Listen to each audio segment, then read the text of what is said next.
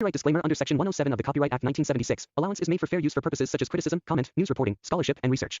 Fair use is a use permitted by copyright statute that might otherwise be infringing. Nonprofit, educational, or personal use tips the balance in favor of fair use.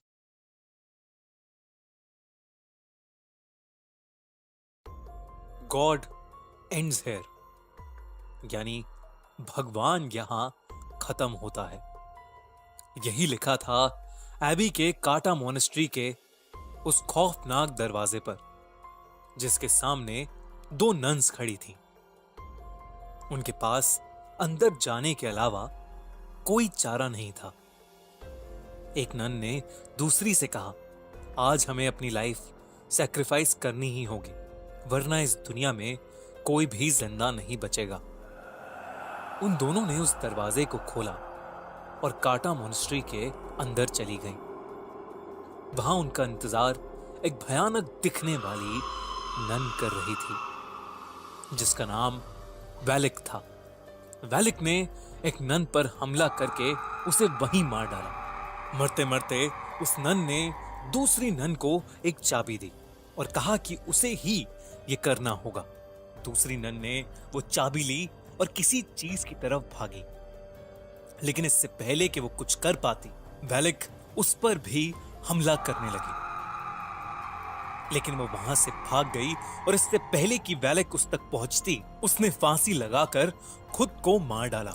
जब इन दोनों nuns के मरने की खबर Romania के एक महान priest के पास पहुंची, तो उसने इन सब बातों की तहकीकात करने की सोची और वो अपने साथ एरिन नाम की एक नन को लेकर एबी आ गए, जहां वो दोनों नन्स मारी गई थीं। सिस्टर एरिन के पास एक खास ताकत थी। उन्हें बहुत से विजन्स आते थे, जिसकी मदद से वो किसी अनहोनी को पहले ही देख लेती थी। वो कभी कभी आत्माओं को भी देख पाती थी और इसीलिए उस प्रीस्ट ने सिस्टर एरिन को अपने साथ आने के लिए चुना था। वो प्रीस्ट और सिस्टर रात के समय एबी के पूरे काटा मोनेस्ट्री की छानबीन कर रहे थे। जैसे ही वो मोनेस्ट्री में घुसे, उन्हें काफी अनईजी सा महसूस होने लगा। अचानक उस पुराने खंडर में उन्हें सफेद लिबास में कुछ मॉन्क्स की प्रोजेक्शंस इधर से उधर जाते हुए दिखी। वो थोड़ा आगे गए तो वहां ऑब्जेक्ट्स अपने आप इधर से उधर हो रहे थे। ये देख के उन दोनों को समझ आ गया कि जरूर इस जगह पर शैतानी साया है। तभी एक कोने में उस प्रीस्ट को वो नन दिखी, जिसने फांसी लगाकर खुद को मार डाला। उसकी गर्दन टूटी हुई थी और उसका मुंह आधा सड़ चुका था। अचानक उस नन ने अपनी आंखें खोली और उस प्रीस्ट पर हमला करके उसे एक कॉफिन में कैद कर दिया। दूसरी तरफ सिस्टर एरिन एबी के काटा मोनेस्ट्री में रह रही एक नन से टकरा गई। उससे बात करने पर मालूम हुआ कि बहुत समय पहले वहां पर एक एग्जॉर्सिज्म किया गया था, जिसके दौरान हमारी दुनिया में एक पोर्टल खुल गया था।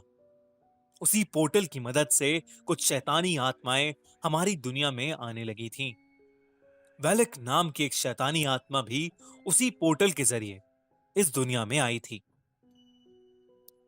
कहते हैं कि वैलिक बहुत ज्यादा खतरनाक है और जो कोई भी भगवान की पूजा करता है, वो उस इंसान को जिंदा नहीं छोड़ेगी।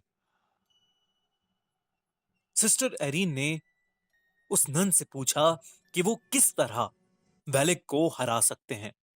ऐसे में उस दूसरी नन ने कहा कि उसे सिर्फ जीसस क्राइस्ट के खून से मारा जा सकता है। उनका खून एक एंटीक रेलिक में बंद है और उस रेलिक को सिर्फ एक चाबी से खोला जा सकता है।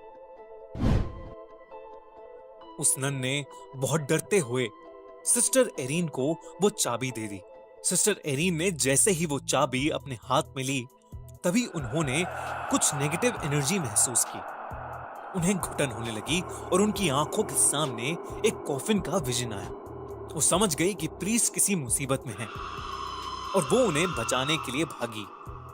वो अपने विजन की हेल्प से उस कॉफिन तक पहुंच गई। उस कॉफिन के अंदर बहुत से सांप थे जो प्रीस्ट को अंदर से खींच रहे थे, लेकिन एरिन ने प्रीस्ट को किसी तरह बाहर निकाल ही दिया। जैसे ही प्रीस्ट बाहर निकले, सिस्टर एरीन ने देखा कि उन सारे सांपों के बीच वैलेक लेटी हुई थी, जो कि प्रीस्ट को बाहर नहीं जाने दे रही थी। इससे पहले कि वो कुछ समझ पाते, वैलेक अचानक से गायब हो गई। सिस्टर एरीन ने प्रीस्ट को वो चाबी दी और उन्हें बताया कि वैलेक को कैसे खत्म किया जा सकता है।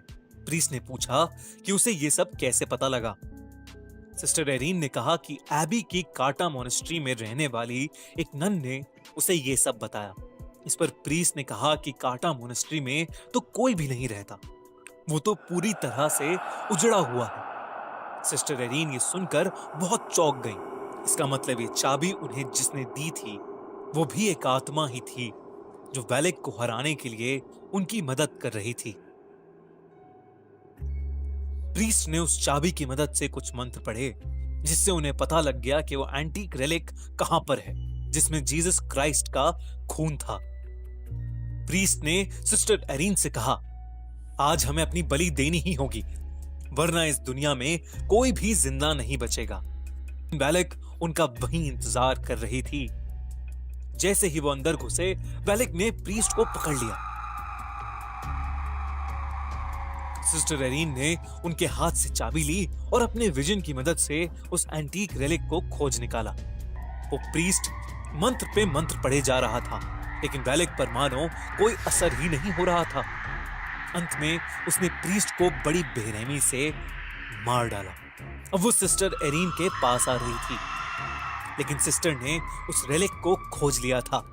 वैलेक ने सिस्टर को उनकी गर्दन से उठा लिया, लेकिन सिस्टर ने जल्दी से जीसस का खून वैलेक के ऊपर फेंक दिया। देखते ही देखते वैलेक बुरी तरह से जलने लगी। वो जोर जोर से चिल्लाने लगी और वहां से गायब हो गई।